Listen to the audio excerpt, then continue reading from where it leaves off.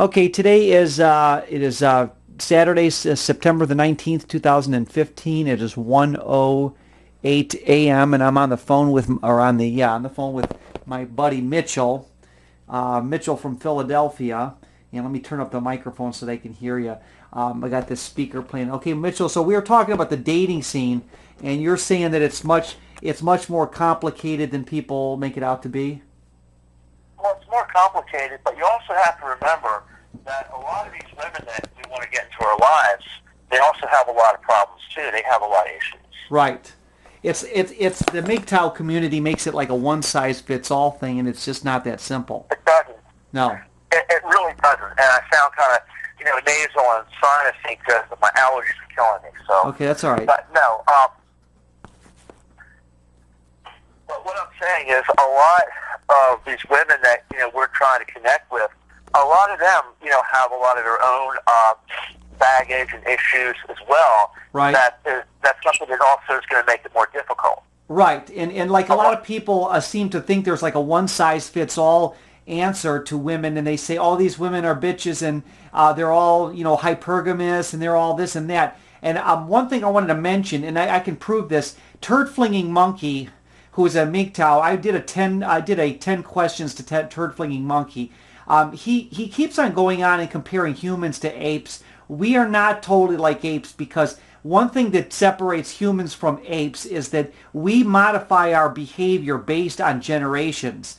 Now, one thing I noticed about my mother's generation, she was born in 45, is that I've noticed that women that were born between, say, the pre-baby boomer women, which my mom falls into, born, let's say, from 1938 to 45, I've noticed most of these women are totally dick pecked by their husbands. It's not like they're pussy whipped or they're pussy whipping their husbands. I know more women in this age group whose husbands run the show. And it's not just like my dad. I used to always say, oh, he's Eastern European, he's a bully. No, it's not true. So we change by generations. And so what women's behavior today might be different tomorrow. There's just too many variables to put a one-size-fits-all answer to everything, It could even be different, not even in the not too distant future. Could it be different in the 2020s and 30s? Right, exactly. Not to say that you weren't right about what you said one time. You said that this dating dilemma may not change in our lifetime. Who knows? It may not. But we number one, can't predict the future. And I don't like it when people like turd flinging monkeys start psychoanalyzing the behavior of the certain apes in the Congo and assume that we are exactly like apes and we are 100% just like these in the alpha males, and this happens and that happens. And you got these like 25-year-old MGTOWs that act like as if they're experts on the human conditions. It's just ridiculous. You have to remember we are animals, but we're animals that really don't have very good developed natural instinct. No, right. We can send, a robotic spacecraft to land on one of Saturn's moons and send back compositions of the atmosphere and send back photos of the surface. Right. A planet that's all the way in the edge of our solar system, and we have all these like very advanced gadgets like these smartphones. But basically, we're just another basic, animal, but our instincts are poorly developed. That's why we have religion. Yeah, right. We have all kinds of complicated things that solve our lives. I was at a stage in my life where, I used to believe in these conspiracies, and, you believe in, like I was caught, when I was in my early 20s, I was caught up into the idea that the Jews ran the world and the blacks were their puppets. And then I got into the whole Illuminati. No, it's the Illuminati telling the Jews what to do, and you get caught up in these proprietary niche conspiracies or agendas. And MGTOW has gone the same route. It's kind of got this idea that until we came along, nobody had an answer. And I think that when you think you know it all is when you stick your foot in your mouth.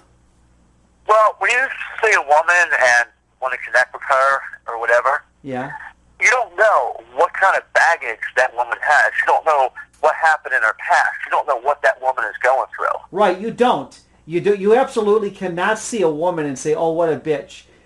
You don't really know I mean, I am very partial of the looks issue. I do think it's a factor, but I think that there's other factors involved with rejection. I mean, for example, my life, because of my personal circumstances, which I don't want to get into right now, I don't have the ability to get out, and see the world like I'd like to because I can't travel like I'd like to.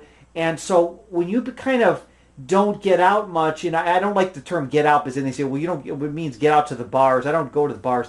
But when you don't get out enough, you kind of become insulated and you kind of get very easy to isolate yourself from society, you know? I would like to note that most of the population doesn't get out as much as we did, a few decades ago. With the economy, the high cost of fuel, everything else. I mean, a lot of people are overworked. A lot of people don't have that kind of leisure time just to get out. No, you're right on the money there. And it's one of those things where we are stressed out to the max. And you've always used the term economics. You can't rule out economics.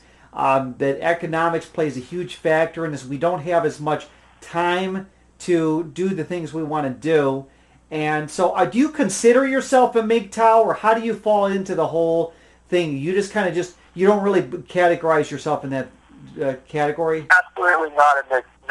Absolutely not. I mean, I'd like to have someone special in my life as well. But to give an example, I was talking to this woman today. We were talking for, well over an hour. Right.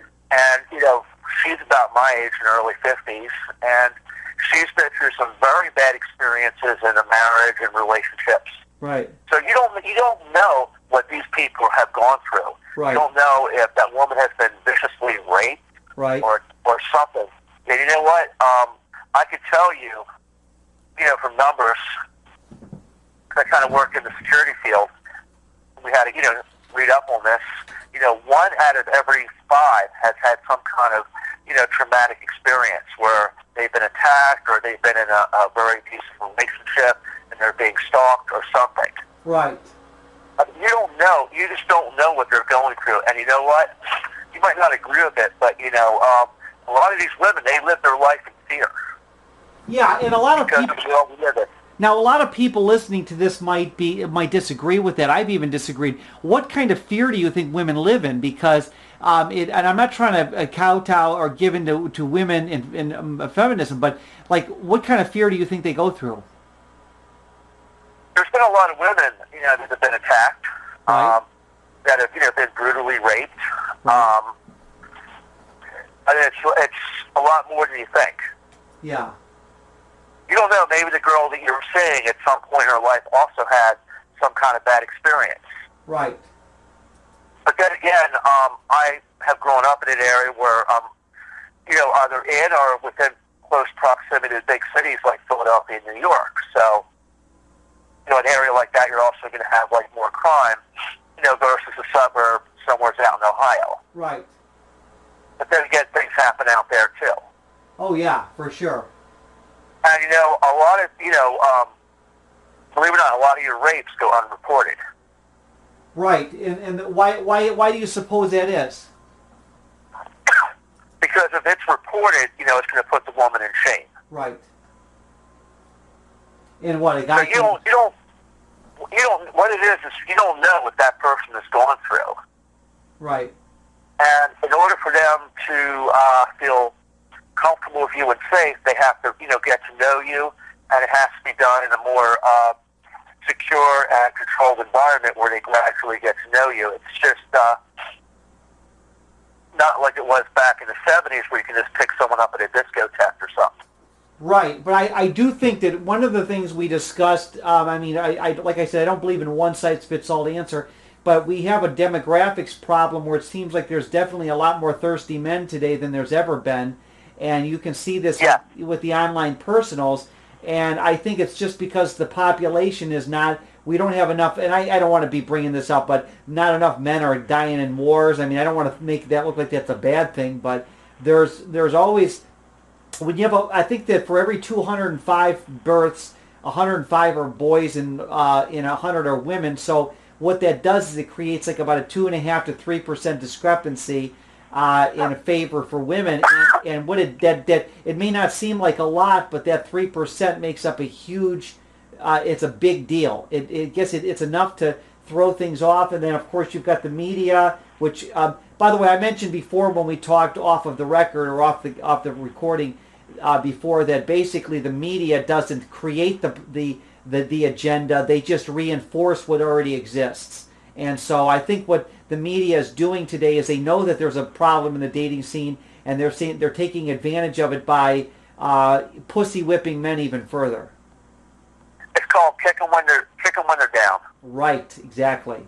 And so it's kind of like we're in a situation right now where the dating scene is, it's not a good time to be a man, but I don't think it's hopeless. I mean, there are ways to meet women out there, but you've got to be willing to get out of your comfort zone, number one. You might have to fly overseas temporarily, or you might have to go.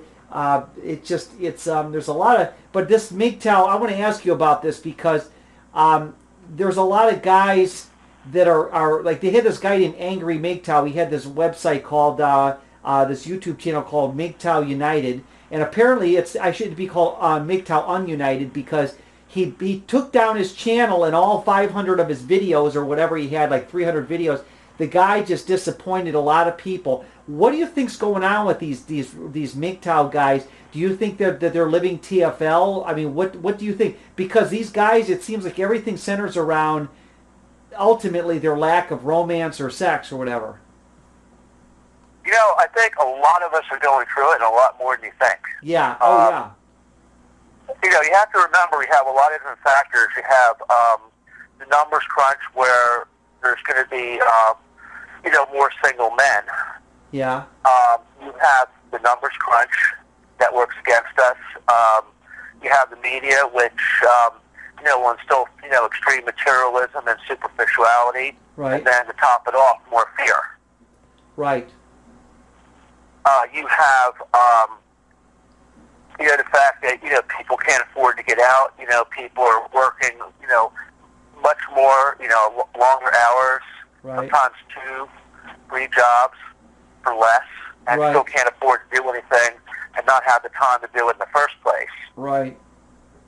So you have, and believe it or not, economics does play a huge factor in this because if you don't have money, then you can't go out.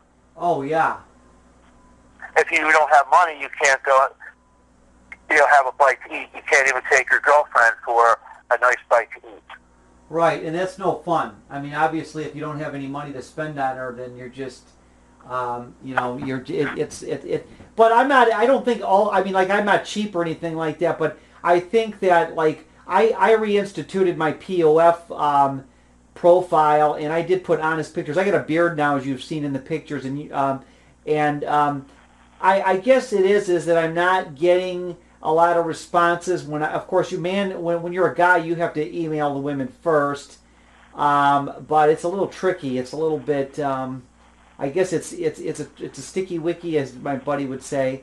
You have to kind of just go with it and find. The problem with Plenty of Fish is that woman could be bombarded with like hundreds of different guys.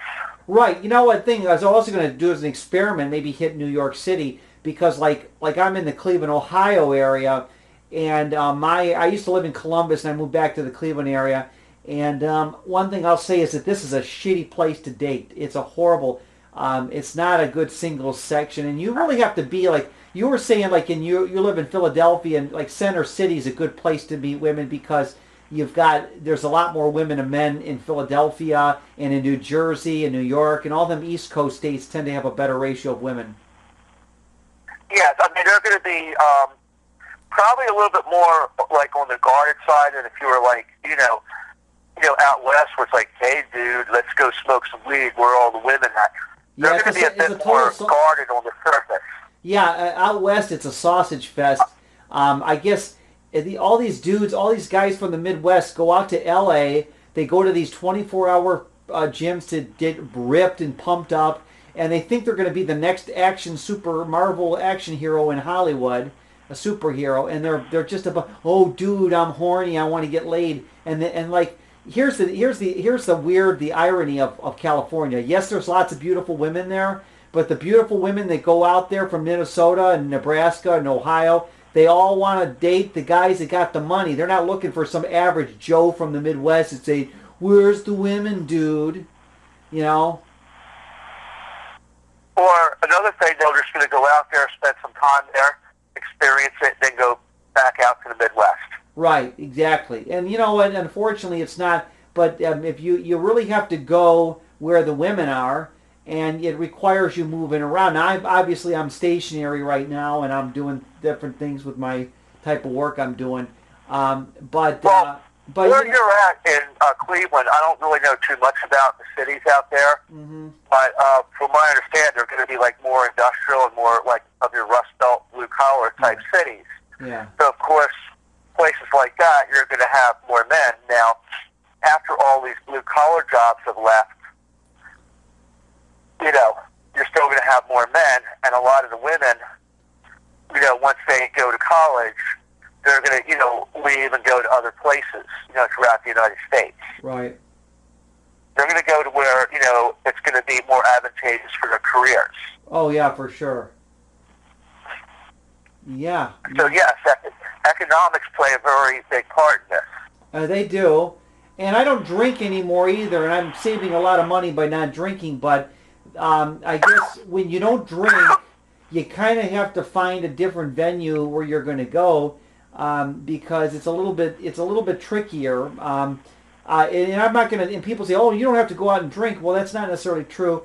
You have to. I've had too many girls kind of look at me funny because I don't want to drink beer with them, and but then again, you know, I got to get in my car and drive home. So if I'm staying at their house and like just watching a movie or something or hanging out, I don't want to be drunk, and so I don't think you have to drink, but you know, you have to. I don't know. You got to get it together somehow. I mean, I'm just kind of cynical right now. The best places you can go, especially if your personality type, would probably be like, let's say, some kind of hippie fest or something like that, or even like, you know, some kind of like festival. Yeah, Because, you know, Mitchell, we talked about that the other day, and Winston Wu talked about this, about how these hippie chicks are not as progressive as you think. They've like Winston mentioned in his book, his ebook, Happier Abroad. He says a lot of these hippie women will talk to a guy like me, meaning Winston Wu, but then they'll act as if like I'm some cute little puppy dog, and like as if maybe I might be interested in sex. I laughed when he said that because what a lot of these hippie chicks are not as loving and giving of their love as you would think they are. So those are not. It's kind of a stereotype to say like hippie chicks are so free loving. You know, no.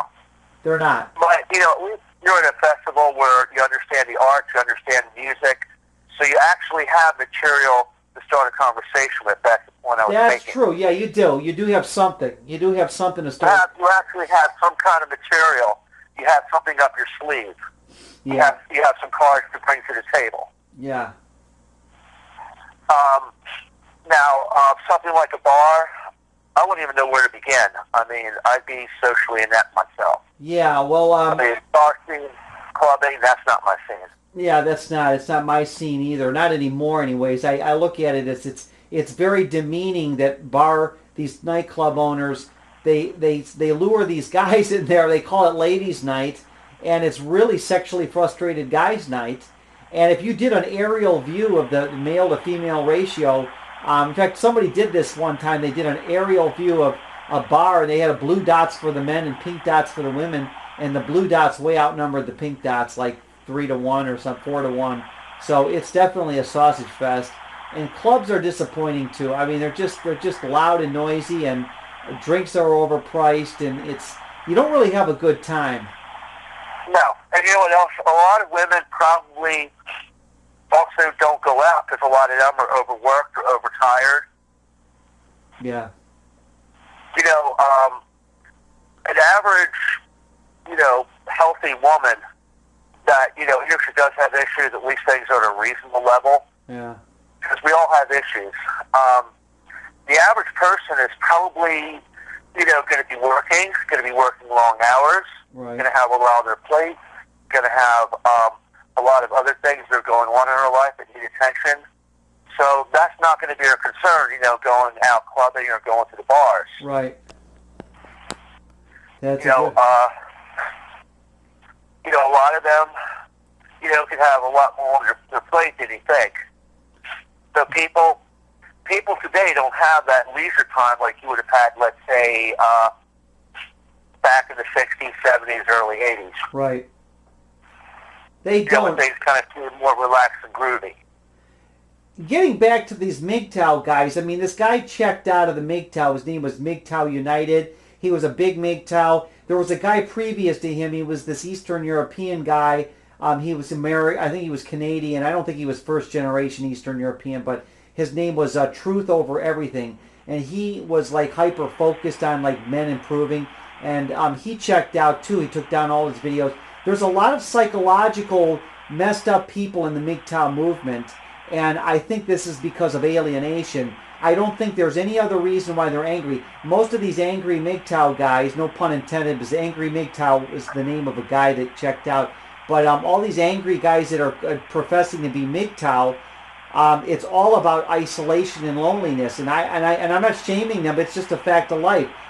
They're not angry. There's only a handful of guys that are angry because they've been screwed over in divorce and alimony, in the divorce courts and alimony. Most of them are guys that have been failed PUAs, I should say. Guys that tried pickup artistry and failed at it, which obviously you don't believe PUA works either. No. Yeah. It's kind of sad. But as far as PUA, it's just a way of getting all these nerdy guys, so they can have the guts to approach these women. But you know what? It is all about the approach. The whole idea is not so much being a pretty boy or walking around with confidence, or walking around all puffed up with confidence, or trying to bust their bones like PUA, trying to teaches people to do. The whole idea is the woman has to feel comfortable with you. If she doesn't feel comfortable with you, it's a no-go. Right. Exactly. If she feels uneasy with you or feels threatened, that's it. Right. And that's the whole idea. So, unfortunately, it takes very, very little to make them feel uneasy with you. Yeah. And that's regardless whether you look good or not.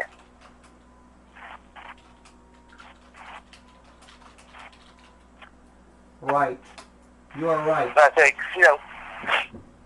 if they feel, a lot of them, this is, from my experience, because, of course, we all feel alienated, but, I still have a past. I still dated people, still have different relationships, but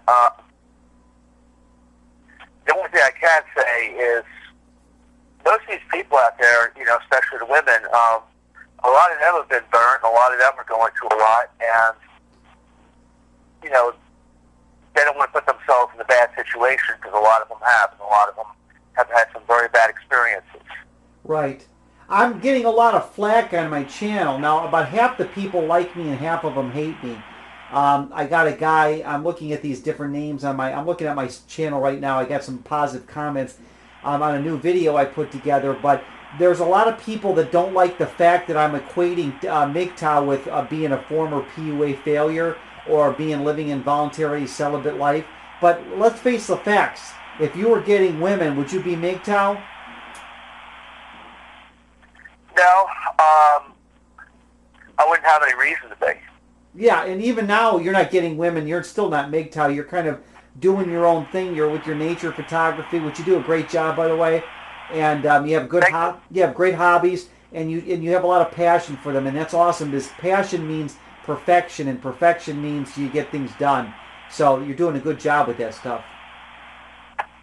Now, right now, if I had a career like in the arts or doing what I'm doing right now, what this would do is this would put me in the right positions where it'd be easier to connect with someone, because I would connect with someone more or less who would be within my field. Right, you would. You would find some woman that you would find compatible. You could talk technical stuff like lens sizes, and you could be talking about exposure, duration, and you would. I'd love to listen to you give me a lecture on this. I don't know anything about like exposure time and all that stuff. It would be interesting to learn that because there's all that stuff like F80, that all those different. I It's don't not know. just that, but it's knowing if I'm doing like a sunrise or a sunset with the cloud formations and the colors. Right. You have to know, like, the type of clouds, Right. whether they're cirrus or cumulus or, stratus. Right. Or I'm out there doing the different butterflies Mm-hmm. or birds. The species, their behaviors, all that. There's a lot that you have to know when you're doing this. You have to know how to approach these things where they're not going to, be spooked and fly off on you. Right. Now I'm out there and I'm doing a lot of nature photography. It's basically the same thing. You have to approach things in a manner where they don't get spooked. Right. Same thing with human females. So are you again? Do you think that God? What do you think? All of this?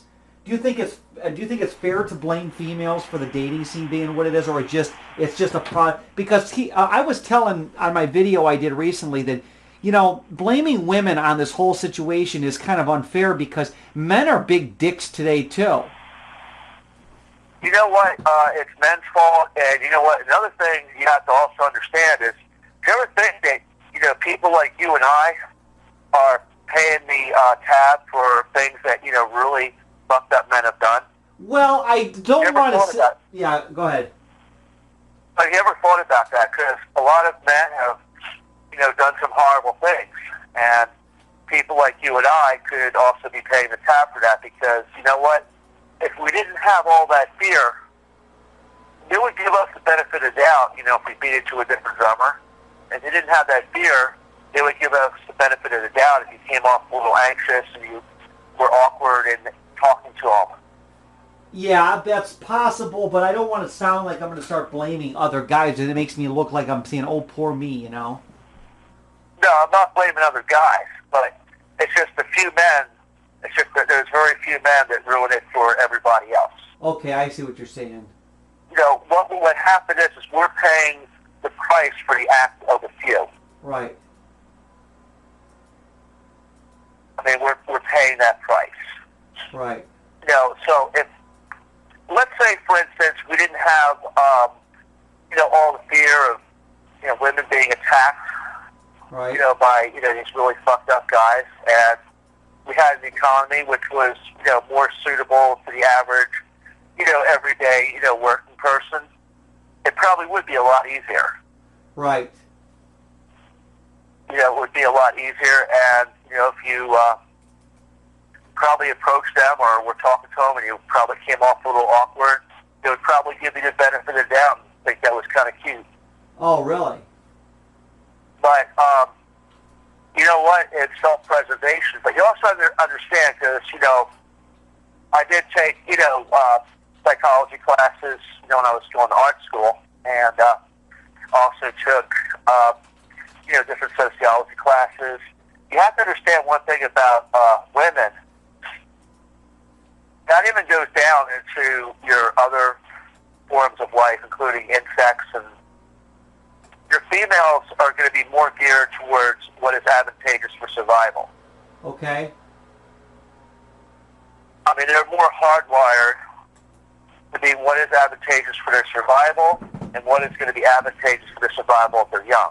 Well, nobody's going to deny that. That's one of the things that a lot of MGTOWs are saying about it, but they're doing it. I don't think that, but again, we get into this complexity of the human condition, and I just, when like guys like are saying that, okay, MGTOWs, like there's this guy who goes by the name Rollo Tomasi, and he has a website called therationalmale.com, and all he does is use this term alpha fucks, beta bucks, meaning alpha does the screwing, but beta does the financial, bucks with financially.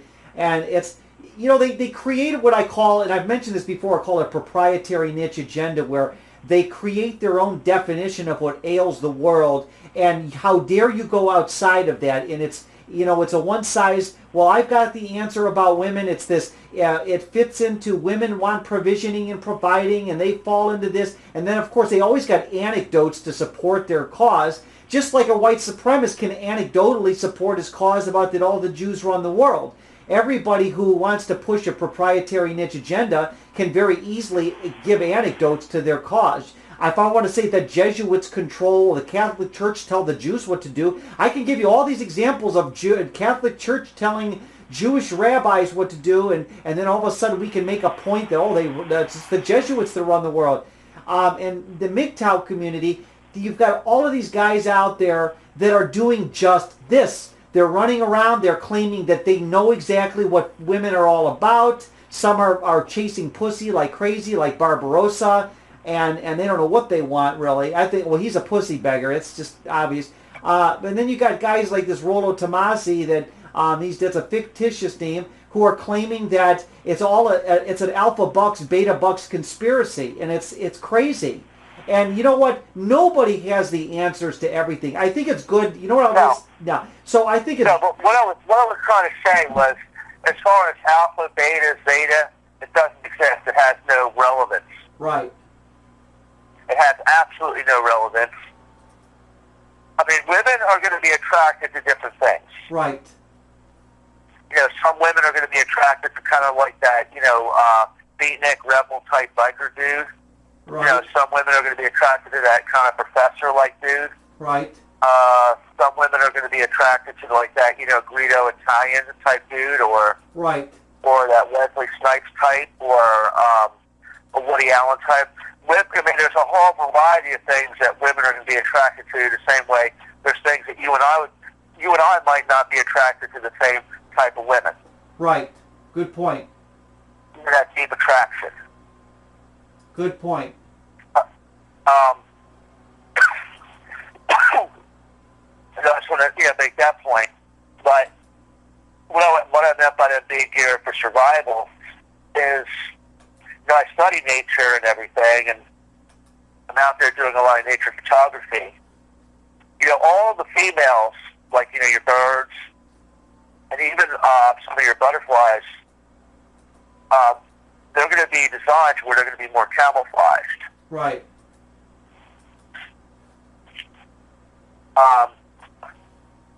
So they're more like, they're going to be hardwired for what is most advantageous for survival of them and the young. That's just part of nature.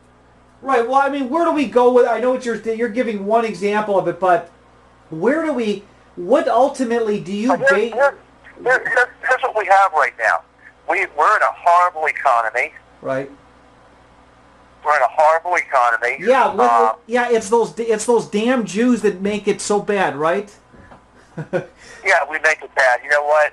There's a lot of blue collar, hard working Jews that are struggling just as much as everybody else. Yeah, you're 100% Jewish and you work a blue collar job. So for all these people out there that think that the Jews run the world, listen, I went through my whole anti-Jewish stage one time, and I know the whole deal. It's weird how you get so hyper focused on that, and then I'm ashamed of myself because I spent years of my life dwelling on the Jews, and then dwelling on, of course, I was drinking too, but you become so jaded in this idea that there's only one group controlling the world, and now the MGTOW are thinking it's a big the MGTOW people, a lot of them are thinking that the world's always been a fight over pussy.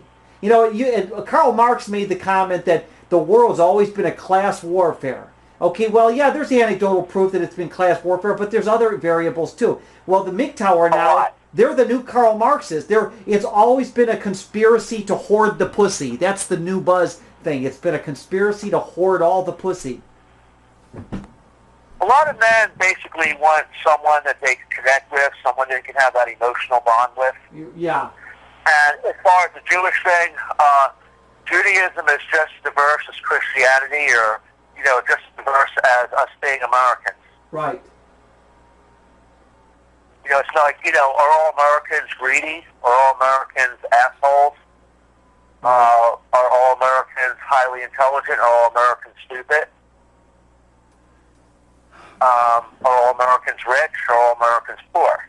Well, yeah, exactly. And it's like you have to be very clear in what you're defining, else it can get dangerous when you you can easily start an argument with somebody. If you say, for example, all rednecks are stupid, you better be clear what you mean by they're stupid, because we were talking, and we're getting at a different subject here, but we were talking about small town people, and like they always try to make them on the Andy Griffith Show look real kind and loving, which they're not. By the way, I've lived in a small town, and not only are they not kind and loving like the Andy Griffith Show, but they're not all stupid. They're very street smart in ways that that we would not give them credit, and so.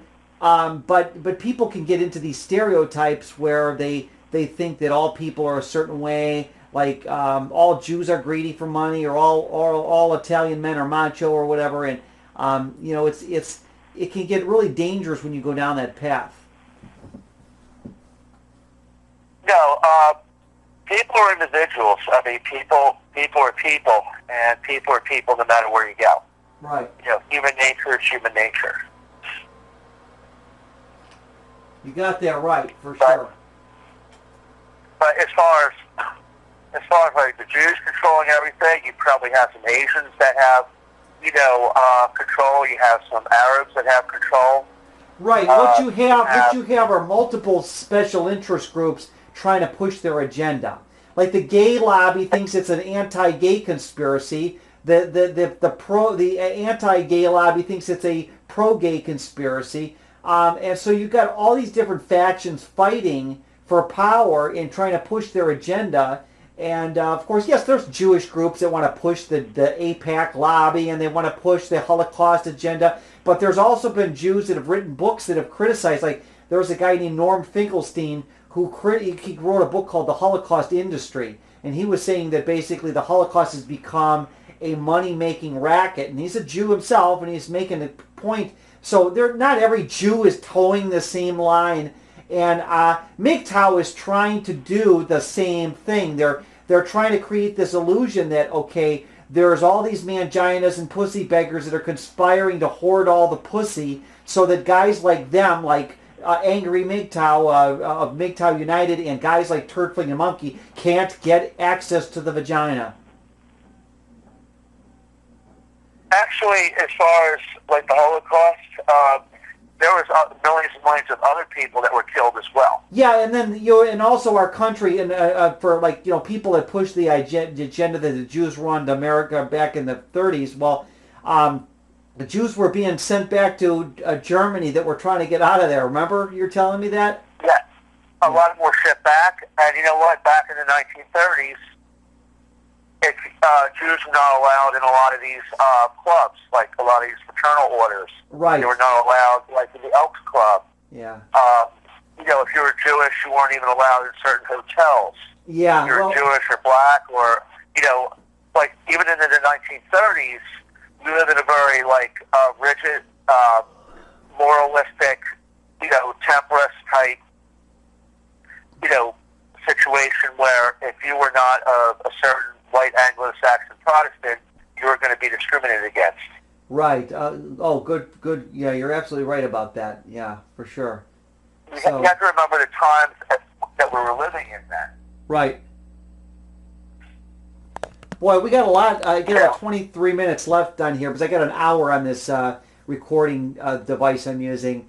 But yeah, we covered a lot of ground. We're kind of all over the map, but we're kind of keeping it succinct around MGTOW. And the other one we might want to talk about is where is it going? I think it's in disarray right now. I think what people need to do is just assert themselves. You got to listen to other. I guess one motivational speaker said it like this. He says, you never accept anything that's told to you. You look at all the facts and you come to a conclusion on yourself. And that's how you do it, A lot of these guys are probably just very disgruntled about the whole social scene out there because it's rough on everybody. Things are a lot more complex now than it would have been decades ago. But then again, if we were back decades ago, it would also be complex in its own way. Well, Turd Flinging Monkey does have kind of a sad story to tell. I guess his mom did some nasty things. I did, by the way, I do know now. I didn't realize that his bio was out there. But he mentioned something about on one of these interviews he did that his mother made him eat. His mother used to do dumpster diving, and she would give him Twinkies that were the filling was real hard, and he didn't understand why the filling was so hard. And then he found out that that it's not that the Twinkies are not supposed to have a toothpaste texture, And so he's got Right. issues, and obviously he was dumped by women, so he says, and they all cheated on him. And he maybe he's probably living TFL now, but he's claiming to be an expert on the human condition based on ape behavior. And I'm sorry, you cannot compare humans completely to monkeys. We're not exactly like them. We have variables. We have They might have very similar DNA to the monkey, but other than that, we're not like them. No, I mean, like they make it. I mean, there's a certain pattern. Even big. Let me give you an example. In a society we live in today, big guys can't just club you over the head and take your woman. And there's a lot of big guys out there who would be alpha, that are nice guys that are basically gentle giants. I mean, you don't have that in the ape community. If you have a big giant ape, he's going to club you and kill you. So humans are much more complex than putting them in these freaking categories. We're very complex, and another thing is, whether apes or other animals, they're also going more on natural instinct. We're not. Right, exactly. That's a good point there. They can't help. They can't rationalize their behavior like we can. We can look at it. For example, if you were hitting on my girlfriend and I started getting jealous, if I backed up, I could rationalize how irrational that is. Okay, you can rationalize your even if it's instinct to be pussy whipped, you can fight it and you can rationalize it better than an ape can. An ape cannot do that. It just acts as pure raw instinct. An ape would probably have, like, if anything, very crude, primitive emotions. So on the other hand, whether it's an ape or whether it's a coyote or, other, forms of, mammals. Right. And whatnot, they're more or less driven by pure instinct. It's almost like they're robotic. Right. And we're, like you said, we're much more complex. I mean, just by instinct, they'll know where to go when a season change, things like that. And that's how I believe, like, how our religion started. At one point, we probably were a lot like these apes, but then we started using tools. We developed. We became creative. We started building, complex shelters, clothing. And as we developed further, we started to lose a lot of our natural instincts. So we developed religions, whether it was, like Judaism and, other ones even before that. And it was kind of a guideline for us to go by and live by so we don't harm ourselves or others. Right. And we could function as, a collective group. Wow. And that's where I believe the thing of Adam and Eve came into play was we got kicked out of the Garden of Eden by eating of the tree of knowledge. Uh-huh. But, when we ate of the tree of knowledge, that's when we developed from something that was driven more by pure instinct rather than, being able to build things and being able to rationalize things and, tool making and things like that. Yeah. That's how that happened. A lot of things that are in religion, whether it's Judaism or Christianity, it's all metaphoric.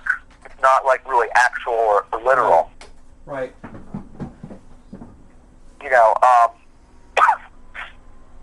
Like Moses parting the Red Sea. Moses was actually kind of like, a military strategist. Right. Who knew how to use the elements available to him to know how to be able to, conquer the situation and strategize, the situation. So what are you referring to, though? And I was referring to, like, with these religions, a lot of it is all metaphoric. Okay, metaphors. It's not like a direct thing like the parting of the sea. No. Okay. Not, like, really direct. Basically they walked through an area that was just all muddy and walked across, and the Egyptians got their chariots stuck in the mud. Right, That's what really exactly. happened. Yeah, that's what I heard too. Yeah, and some of them believe it was like a low tide, and it was just crazy. Yeah. But someone like Moses knew about the elements, nature, Right. and if you knew more about these things back in those days, you would be considered almost like godlike. Right. But it was basically, he was more or less a great strategist for that time. He was. He was a smart man. That's why we still worship the Old Testament. Many of us. So, but basically, he was like, more or less a great military strategist, where he knew the environment, knew how to work with it, so he would prevail. Right. But as far as we kind of developed our own complexities throughout time, and we lost a lot of our natural instincts. But with things like whether it's higher functioning creatures like apes, or even lower functioning creatures like reptiles, and even fish and insects. Yeah. They're all driven by instinct. They're more or less just like a computer. Hey Mitchell, well now we're on the subject of MGTOW. I'm thinking something interesting. We can talk about this in future podcasts, but what do you think of the idea of people basing friendships or pseudo-friendships on the mutual hatred of something? Like if me and you hate, like let's say we both hate a certain sports team, does that make us friends? I mean, it's bizarre because what's happened with, our relationship, we've actually never physically met, but I think that if we lived by each other, I think we would find happiness, because I think that what we understand is we would find hobbies and other things to do that would not center around hating women and hating this whole thing. Going out and hating something is not the key to a friendship. It's insane that these guys in the MGTOW community are trying to embrace one another by hating something. Can you embrace your love for your fellow man by hating something? No, and you know what? I don't hate women. I actually love women. Right. It's just it's a very frustrating dilemma for a lot of people to find relationships and find love. Right. I mean that is the truth. It's a very frustrating dilemma, and to be quite honest with you, I don't know if I totally have an answer to it. No, I don't either, but some smart-ass MGTOW is going to sit there and say, you're seeing the individual tree, not the forest. And the argument with MGTOW is like the same thing that white supremacists like to use, is that, yes, there are nice Jews, but most of them are secretly behaving a certain way. Well, they'll say the same about women, is that, okay, there's a few women out there that don't fall into this pattern, but if you really study them, they're all like this. It's not that simple. It's like when you meet a woman, for example, you cannot assume anything. Like, for example, if I see a guy with a girl and they're sitting down eating or they're having an argument or something, you cannot, unless you know that person personally and you see the ins and the outs of their relationship, how she might manipulate him or how he might control her, you cannot make a judgment until you know the variables to it. Now,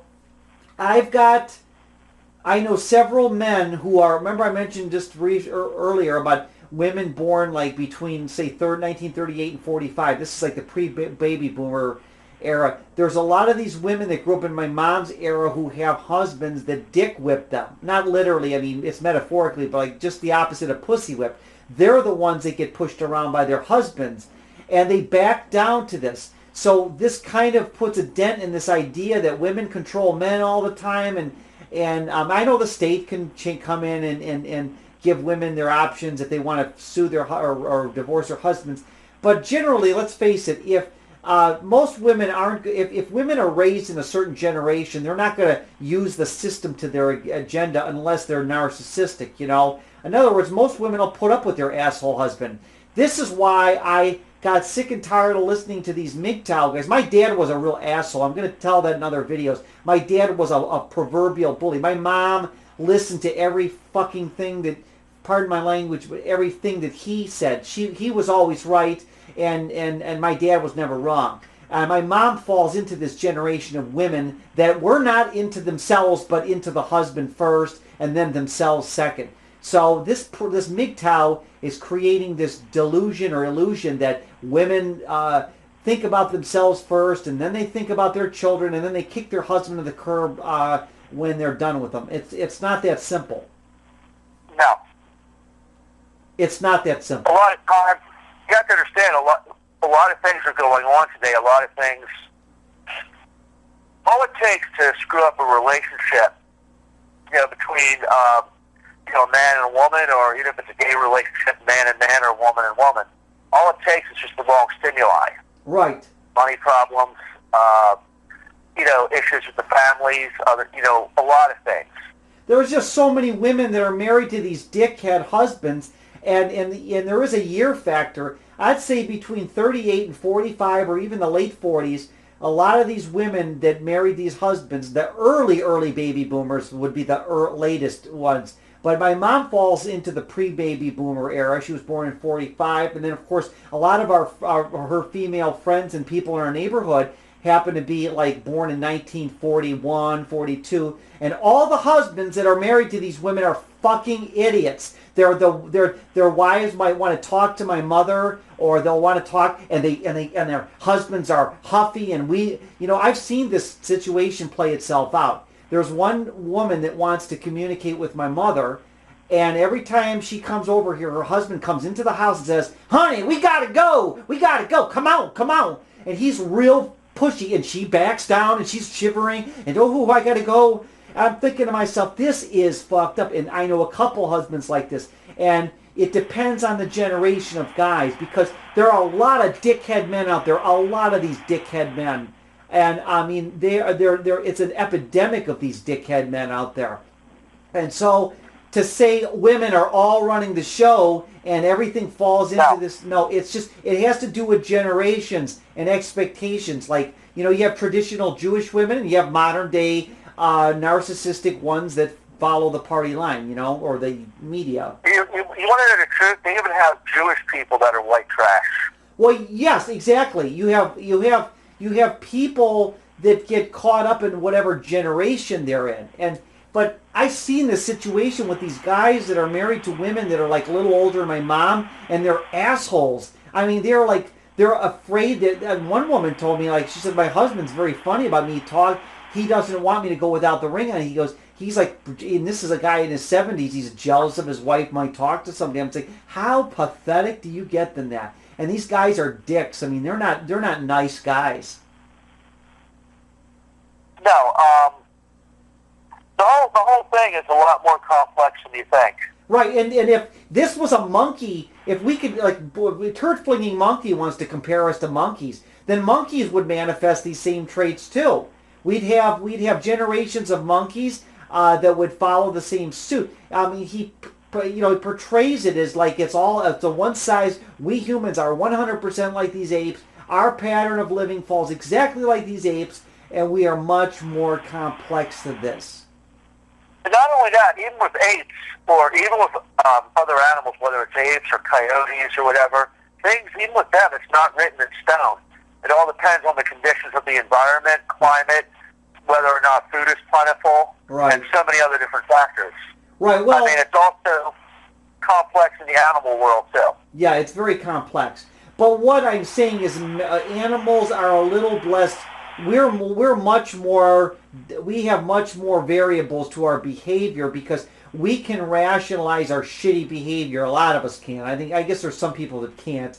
But where animals just kind of work strictly off of instinct.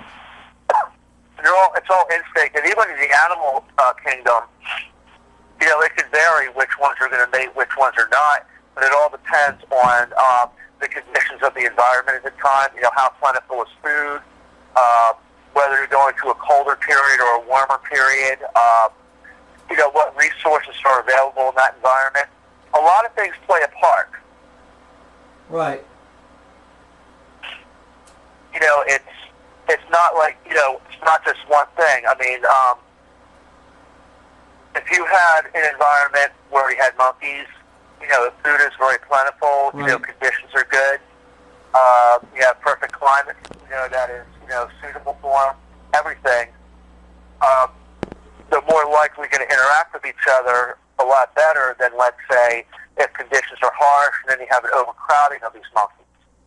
Okay, yeah, you're absolutely right. And well, I'm interested to see the feedback we're going to get from this podcast we're doing because I guess what we're jumping around a lot. But I know the diehard MGTOWs are going to say, "Oh, you're looking at the individual tree, not the forest," and they're going to play that old game that the white supremacists play, where they blame Jews for everything because of they want to say that everybody's caught up in this conspiracy to denigrate Gentile society. When we clearly see that these things can be debunked easily. They're all anecdotal. Actually, a lot of your Jews back then, your more traditional Jews, were probably more like the Amish or the Mennonite, where they basically just wanted to keep to themselves. And, basically just wanted to keep their own culture. Right. And, keep that separate, and that's all it was. Yeah, exactly. And, but I'm glad as... Oh, by the way, I wanted to point something out here. Age is a big factor in determining wisdom. Well, I shouldn't say it always is, because there's old men that are still racist, but I've evolved into a better person as I've gotten older because I've been able to kind of see the errors of my ways, which is to not jump the gun that you know everything. You got 22-year-old guys or 16-year-old kids saying they're proclaiming to be MGTOW for life. How at 16 do you proclaim your destiny? I mean, it's ridiculous. Exactly. Yeah. It doesn't even claim my destiny now. I mean, things can change a day from now. Things can change a week, a year from now. Right. I mean, nothing is written in stone. Right. And that's when you stick your foot in your mouth when you think you do know it all. Nothing is written in stone. Right. Not us, not these women. Nothing is written in stone. But the point I was trying to make is, I was talking to a woman today. We were talking for over an hour, and she was telling about her bad experiences with her first marriage, and the guy was a real asshole and used to, beat her to the point where she had broken bones. The guy broke her jaw and everything, yet the guy had money. Right. You don't know what that woman went through if she was didn't want to be bugged or gave you a new or something. You never know what that person has gone through. Right, you don't know. And there was a book. There was a book in the 1980s. I had a copy of it, but I gave it away. I was getting rid of a bunch of books. It was called "Men That Hate Women and the Women That Love Them," and it was from 1985 or 86. And actually, it seemed like it made a lot of sense because at that time period, if a woman was in her 40s, she fitted around that time area I was telling you about, where a woman could be married to a real chauvinistic husband, but these women are by their side all the time. And my mom's generation fell right into that period where the husband could be a total asshole and the woman would stand by him because he's such a good... And she would abandon her kids in favor of this. My mom, for example, and I'm not trying to badmouth my mom, but she did put my dad above a pedestal before even us kids. And that's an example of which contradicts this theory that these MGTOWs are saying that, oh, women put their kids first and the husband's on the back burner and he's treated like a piece of shit. That's simply not true. And I know other guys who came from the same type of families where the woman put the fucking husband on a pedestal and whatever the kids wanted, it was second rate. The husband came first. There's a movie I'd like you to watch called Cypher in the Snow. It's a movie from the early 70s. Right. You have to watch this. Yeah. It has to do with that, and it has to do with a young kid, around 12 years old, being very alienated because her mom was remarried to this real piece of shit. Right. By the way, yeah, Cypher in the Snow? Cypher in the Snow, but it's Cypher with a Z. You know what I mean? Cypher in the Snow.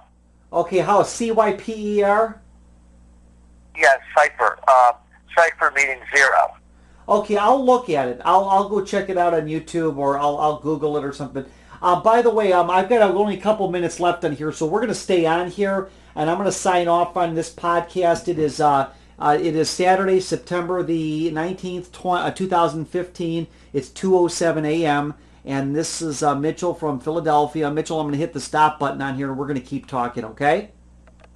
Okay. Okay, thanks, Mitchell. Stay right on the line. Bye-bye.